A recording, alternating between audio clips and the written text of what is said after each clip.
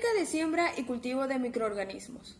Bacteriología implica métodos de ensayos tradicionales o que utilizan medios no preparados en el laboratorio o fundamentados en biología molecular. Pero la comprensión del proceso siembra y cultivo de bacterias facilita entender sus principios. Estos implican ocupación de muestras, toma y preparación de la porción o alicuota a investigar, siembra, cultivo, incubación y lectura del crecimiento microbiano. Por tal motivo, esta práctica tiene como objetivo explicar de forma general métodos de ensayos para el diagnóstico microbiológico sobre la base de siembra y cultivos de bacterias patógenas e indicadores sanitarios bacterianos. Mi grupo está conformado por Naidelin Ponce, Jixi Moreira, Lisek Pumalpa, Lisbeth Macías y mi persona Valeria García. A continuación, medios de cultivo. Medios de cultivo. Los medios de cultivo son sustratos o soluciones de nutrientes en los que crecen y se multiplican los microorganismos en laboratorio, con el objetivo de aislar diferentes especies bacterianas con el fin de identificarlas y realizar estudios complementarios. Pueden clasificarse según su consistencia, origen, composición y utilización. Según su consistencia se pueden clasificar en líquidos, sólidos y semisólidos. Los líquidos contienen nutrientes a los cuales se les adiciona sustancias con la capacidad de mantener estable un pH. Sólidos. Se obtienen agregando agar a un medio líquido determinado. Al tener un medio sólido nos facilita obtener colonias bacterianas aisladas. Semisólidos. Son similares a los medios sólidos. La única diferencia es que a estos se les disminuye la cantidad de agar, lo que permite conservar cepas bacterianas y la observación y el registro de bacterias móviles. Según su origen se pueden clasificar en medios sintéticos o medios naturales. Los medios sintéticos o químicamente definidos son medios compuestos por productos químicos conocidos y se utilizan para realizar estudios metabólicos.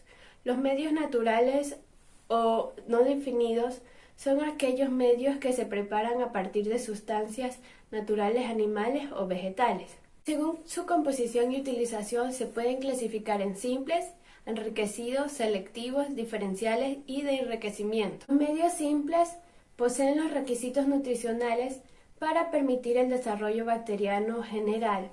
Medios enriquecidos son medios simples que se le añaden ciertos elementos como sangre, huevo, suero, vitaminas, entre otros, lo que permite el aporte de factores de crecimiento o sustancias que neutralizan agentes inhibidores de crecimiento en bacterias exigentes nutricionalmente. Medios selectivos.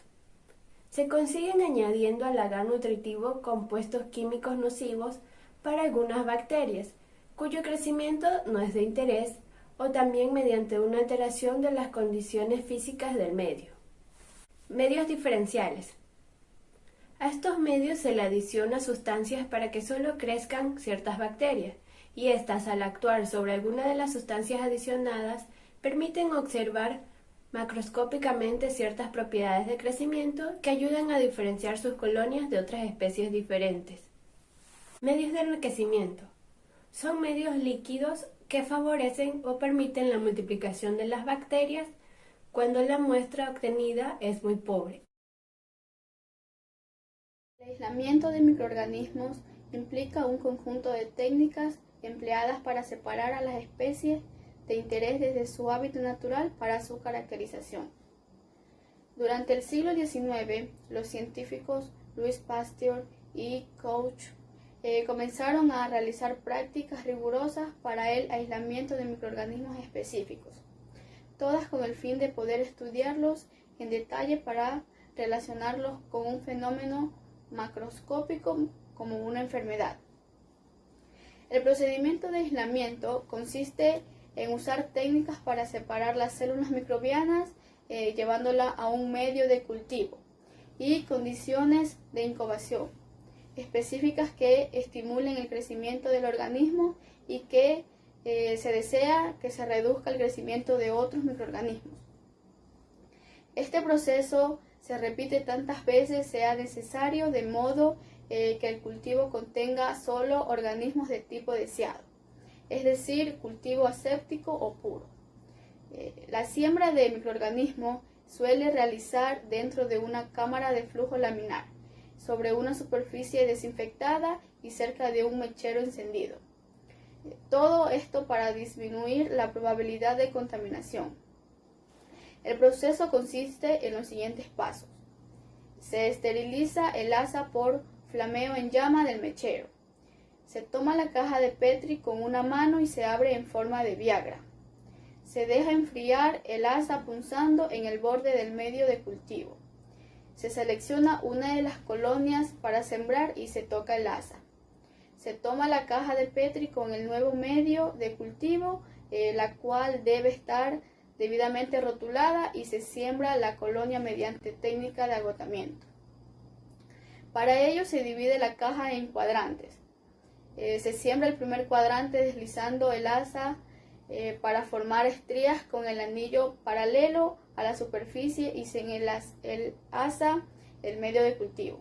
A partir de la última estrella del primer cuadrante se desliza nuevamente en el asa de forma de estrella en el segundo cuadrante, sin sobreponer líneas. Con él hasta se arrastra de la última estrella del sector anterior y finalmente se siembra en forma serpentina en el tercer cuadrante. Se esteriliza el asa en la llama nuevamente y se repite el procedimiento. Una vez realizado el proceso, la caja de Petri sembrada se coloca en la incubadora en posición invertida, usualmente a 37 grados Celsius o a temperatura ambiente durante 24 a 48 horas. Las condiciones requeridas para cada microorganismo.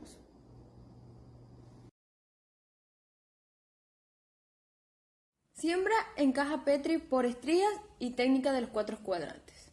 Sembrar o inocular es introducir artificialmente una porción de muestras llamada inóculo en un medio adecuado con el fin de iniciar un cultivo microbiano para su desarrollo y multiplicación. Una de las siembras más usadas es por estrías. Dicho método es el más fácil y el más usado para obtener cultivos axénicos y consiste en aislar cepas puras a una placa Petri a partir de un inóculo o muestras con diferentes especies con el fin de observar características coloniales y metabólicas. Para realizar esta siembra se requiere de una asa bacteriológica, un cultivo, un mechero, cajas de Petri con medio de cultivo nutritivo, de agar de sangre o chocolate. También se requiere de un cultivo de bacterias o levaduras que van a cumplir con la función de ser muestras para el procedimiento a realizar o para el cultivo que se va a realizar. Para dicho procedimiento se puede utilizar una de las siguientes técnicas de siembras por estrías, las cuales son estrías rectas, estrías de agotamiento, estrías onduladas. Esta última contiene las estrías continuas. Están también las estrías de cuadrantes, estrías de cuadrante radial. Esta tiene como variante a la estría cruzada. A continuación se muestran los procesos de cada tipo de estrías que se han mencionado. Siembra por estrías rectas. Antes de empezar con este procedimiento, cabe recalcar que se deben de seguir las normas de bioseguridad tanto personal y también se debe de tener el área donde vamos a trabajar esterilizada, o sea, en condiciones asépticas. Para continuar con el procedimiento, cabe recalcar que estas estrías rectas nos van a permitir observar características metabólicas y también efectos antagónicos. Ok, comenzando con el procedimiento, vamos a utilizar una asa, cajas Petri con medios de cultivo nutritivos, un mechero, cinta, rotulador y una muestra de bacterias o levaduras que van a servir como las muestras para nuestro cultivo. Comenzamos a esterilizar el asa desde la base hasta la punta. ¿Cómo sabemos que el asa está esterilizada? Pues bien, el asa sabemos que está esterilizada cuando ésta se torna de un color rojizo. Luego cogemos la muestra y la pasamos por la flama por unos 3 segundos. Tomamos la muestra tomando como precaución de que ésta no esté en contacto con la superficie de la muestra. Otra vez flameamos y sellamos la muestra que ya utilizamos. Luego de esto abrimos nuestra caja Petri, esta tiene que estar cerca de la flama para que estén en condiciones de esterilidad, o sea que ninguna bacteria que esté fuera de lo que nosotros vamos a hacer se concentre en nuestro cultivo. Luego de esto tomamos y hacemos 3 líneas rectas, puede ser una o varias. Cerramos la caja, la ponemos al revés y flameamos de nuevo desde la base hasta la punta, hasta que esté de color rojizo. Luego de esto, sellamos la caja con una cinta para evitar que ésta se contamine y rotulamos.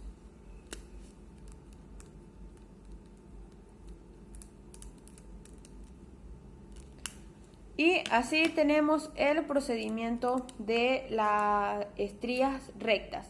Y estas van a estar en una incubación de 24 horas a una temperatura de 37 grados centígrados. Y la muestra se debe de ver de esta manera. Siembras por agotamiento.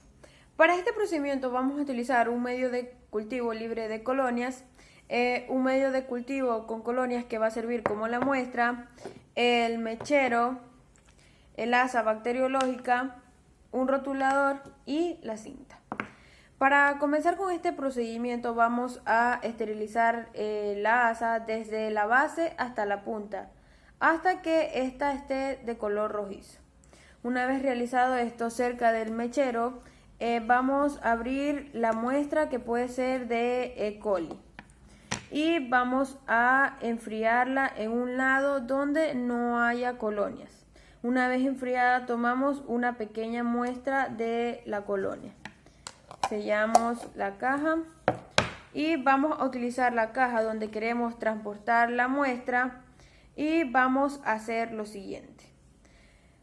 Vamos a trazar estrías en forma de zigzag. Cerramos la caja. Luego de esto esterilizamos de medias a puntas hasta que esté de color rojizo. Abrimos de nuevo la caja y vamos a girarla. Y ahora vamos desde la última estría realizada, vamos a marcar 3 líneas. Cerramos de nuevo la caja, la volteamos de un ángulo de 90 grados. Y otra vez flameamos hasta esterilizar el asa. Cogemos y realizamos de nuevo 3 líneas desde la última estría realizada. Para finalizar, volteamos nuevamente, esterilizamos de nuevo el asa y vamos a hacer desde la última línea una forma de zigzag. Y así ya tenemos nuestra técnica por agotamiento. Esterilizamos el asa desde la base hasta la punta. Nuestro cultivo con la bacteria la vamos a voltear. Vamos a utilizar las cintas para evitar que este se contamine. Y rotulamos con el nombre de la cepa, la fecha y el nombre de la muestra.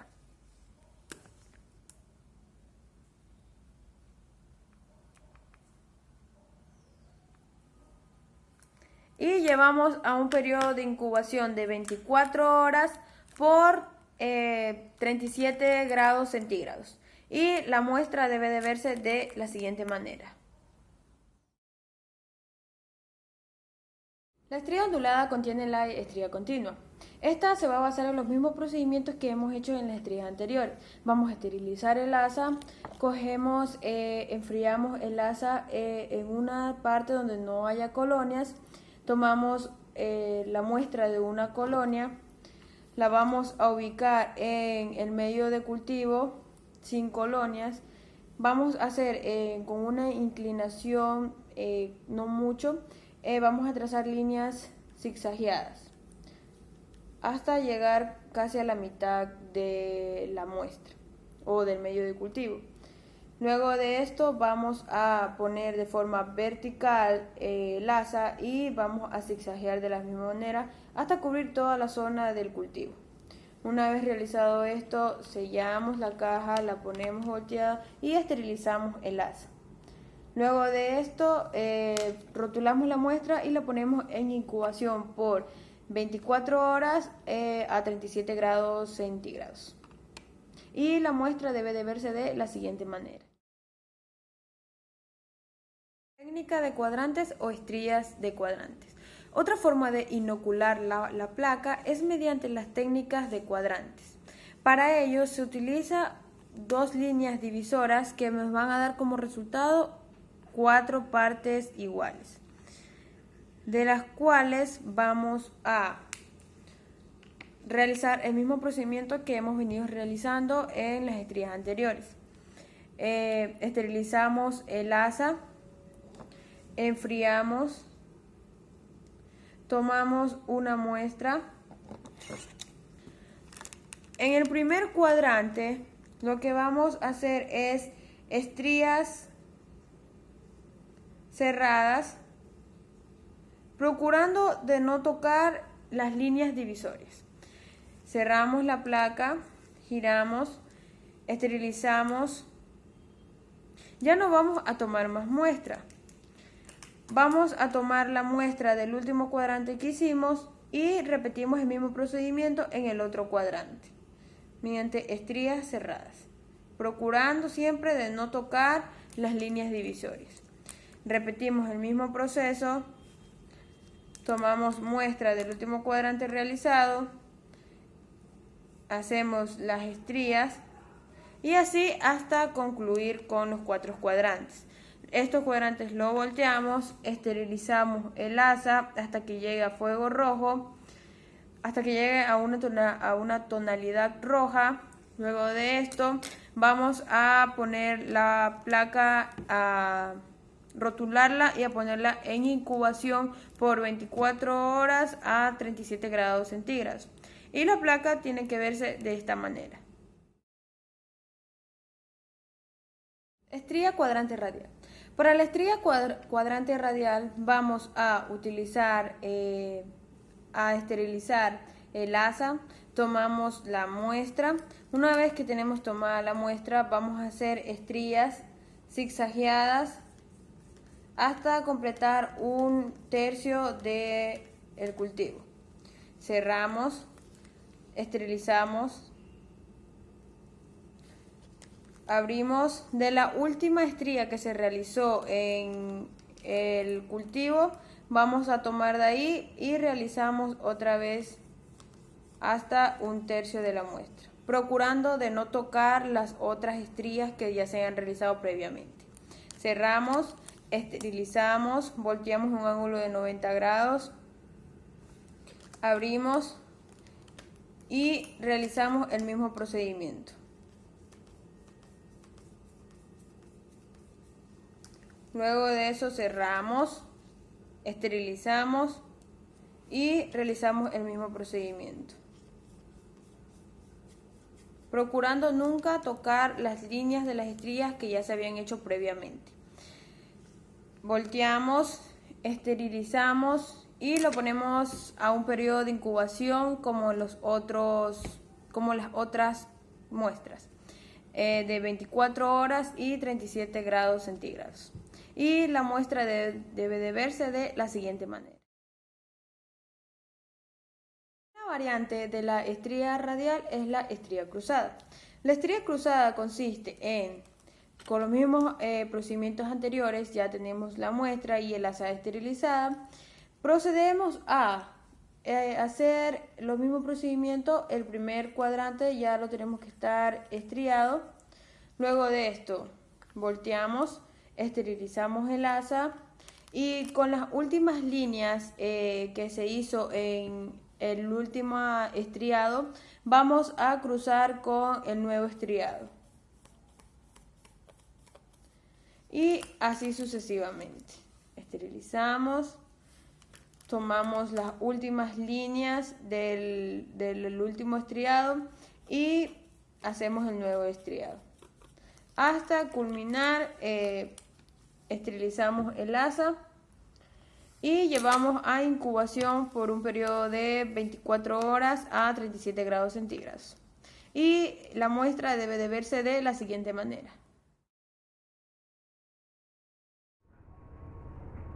Siembra en placa vertida. Esta técnica se emplea para aislar microorganismos o para conocer el número de microorganismos presentes en una muestra. Para realizar el procedimiento se necesita de una caja de Petri estéril, una pipeta estéril, un tubo o matraz con agar fundido, un vórtex, un mechero y una muestra líquida diluida. Antes de tomar la muestra debemos homogeneizarla. Para ello debemos utilizar el vórtex durante 30 segundos. Luego tomamos con una pipeta una pequeña cantidad de la muestra diluida y la depositamos en el centro de la caja Petri que está vacía y estéril. Luego cogemos el tubo o matraz que contiene el agar, el cual debe estar en una temperatura de 45 a 50 grados centígrados. Procedemos a flamear la boca del recipiente con un mechero y vertimos su contenido sobre el inóculo, procurando no tocar la base ni la tapa de la caja con el tubo o matraz, para luego proceder a tapar la caja y colocarla en una mesa. Homogeneizamos el inóculo con el agar, sujetamos la caja que está sobre la mesa y la giramos 6 veces hacia las manecillas del reloj, 6 veces al sentido contrario, 6 veces hacia arriba y hacia abajo, 6 veces hacia los lados, con movimientos suaves para evitar que el agar se derrame o salpique en la tapa, y así asegurar una buena distribución de los microorganismos. Y finalmente lo dejamos sobre una superficie plana para que el agar solidifique. Siembra en placa de extensión. Para realizar el procedimiento se necesita una caja de Petri estéril, una pipeta estéril, un tubo o matraz con el agar fundido, un vórtex, un mechero, una muestra líquida diluida, una asa en L y un vaso con etanol y una base rotatoria. Cogemos el tubo o matraz que contiene el agar, procedemos a flamear la boca del recipiente con un mechero y vertimos su contenido sobre una caja de Petri vacía y estéril, procurando no tocar la base ni la tapa de la caja. Antes de tomar la muestra debemos homogeneizarla. Para ello debemos utilizar un vórtex durante 30 segundos. Luego tomamos con una pipeta una pequeña cantidad de la muestra diluida y la depositamos en el centro de la caja sobre el agar. Para poder dispersar el inóculo sobre el agar se utiliza una asa en L. Antes de dispersar la muestra, esta asa en L se debe sumergir en un vaso con etanol. Luego se sacude el exceso de etanol para posteriormente flamearla con un mechero. Una vez que la asa en L se encuentre fría, se empieza a extender el inóculo suavemente, girando al mismo tiempo la caja de Petri, ya sea sobre una base rotatoria o sobre la mano, para así asegurar una buena distribución de todos los microorganismos. Y finalmente se deja sobre una superficie plana para que la placa absorba el cultivo microbiano. Ahora les voy a explicar cómo hacer siembra de disoluciones en serie. Tomamos 10 gramos de suelo y lo introducimos en un matraz con 90 mililitros de agua estéril, en el que también tenemos un imán de agitación que lo dejaremos 30 minutos para que los microorganismos queden resuspendidos en el agua. Tras esa agitación, tomamos 1 mililitro de la suspensión y lo añadimos en un tubo con 9 mililitros de agua estéril. A partir de esta disolución, tomamos un nuevo mililitro que pasaría al siguiente tubo que tiene también 9 mililitros de agua estéril. Y así repetiríamos la operación para toda la batería de tubos. Una vez realizada la dilución, hacemos una siembra de cada una de ellas en una placa Petri con medio de un cultivo. Para ello tomamos 100 microlitros, lo añadimos a la superficie de la placa y lo extendemos con una asa muy bien por toda la superficie. Este proceso lo repetimos con cada uno de los tubos en cada una de las placas. Luego de eso, rotulamos las placas con disolución de partida. Posteriormente, introducimos las placas en una estufa y esperamos la reproducción de las bacterias. Evaluación de la morfología de las cepas. La morfología de las colonias es fundamental en la identificación preliminar y para la diferenciación de los microorganismos. Para la observación morfológica es preferible examinar colonias de cultivos frescos crecidas en medios no selectivos. En este paso de identificación es muy importante el aislamiento de las bacterias en el cultivo puro, ya que ésta debería estar compuesta por un solo tipo de microorganismo y procedería de una única célula. Las colonias de una única especie, cuando crecen en medios específicos y bajo condiciones idóneas, se describen por sus 5 características de tamaño, forma, consistencia y a veces por su color.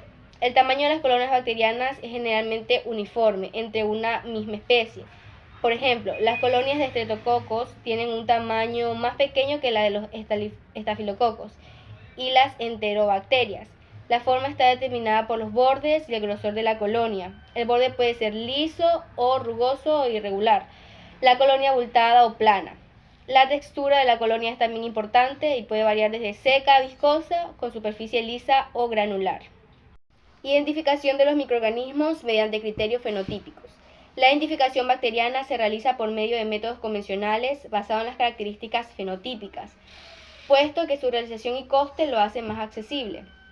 Los métodos fenotípicos suelen reservarse para las bacterias que no se pueden identificar con métodos convencionales. Los esquemas tradicionales de identificación fenotípica bacteriana se basan en las características observables de las bacterias, como su morfología, desarrollo y propiedades bioquímicas y metabólicas. El cultivo, cuando es factible, continúa siendo el método diagnóstico de elección y permite el aislamiento de microorganismos, implicado su identificación, el estudio de sensibilidad a los antimicrobianos y facilita la aplicación de marcadores epidemiológicos. En el cultivo es esencial la correcta elección del medio de crecimiento y las condiciones de incubación. La identificación fenotípica bacteriana se basa fundamentalmente en la comparación de las características fenotípicas de bacterias desconocidas con aquellas de cultivos. La fiabilidad de la identificación está en proporción directa al número de características similares. En microbiología, la experiencia y asociación entre el microorganismo y en el sitio y tipo de infección es de gran ayuda en la identificación preliminar. Conservación de cultivos. La conservación de las cepas microbianas no es tarea fácil, ya que se debe garantizar la viabilidad, preservar los niveles de su productividad inicial y salvaguardar la pureza genética del cultivo sin perder ninguna de sus propiedades bioquímicas, por lo que es indispensable que elijamos la técnica correcta en función al tipo de cultivo, susceptibilidad al microorganismo, al proceso de conservación y el tiempo de preservación.